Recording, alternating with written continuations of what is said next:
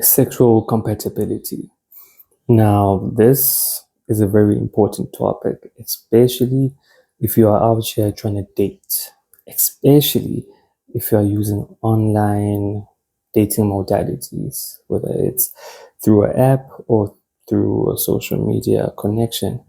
However, it's important to understand and how to be able to pick up cues and also read faces and other body parts for sexual compatibility.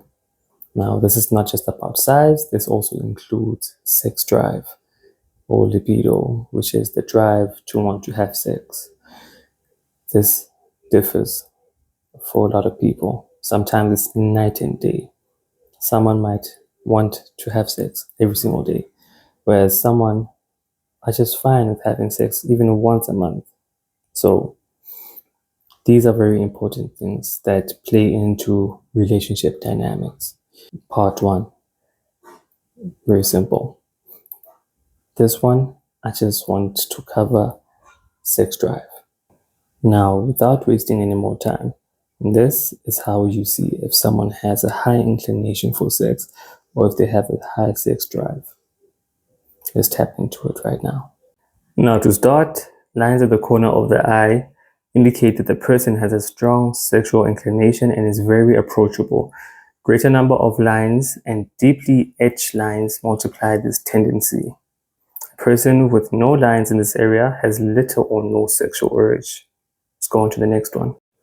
Number two is deep lines at the mouth indicates a strong sexual desire. Kind of like mine. Let's move on to the third. And then a person with a long, powerful chin also has a strong sexual urge. Long, powerful chin. So this applies for both men and women. So in closing, the intensity of the sexual inclination depends upon how many of these characteristics are combined as well as how pronounced they are. Of course, these characteristics can also be modified somewhat by other personality traits. Now, I will also say this is not 100% accurate.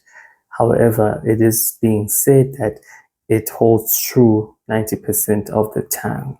So if you are the exception to the supposed rule, don't go panicking now. Calm down.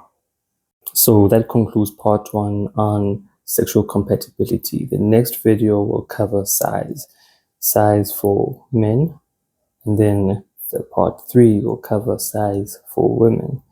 And when I say size for men, I mean that as a man, you know your own size.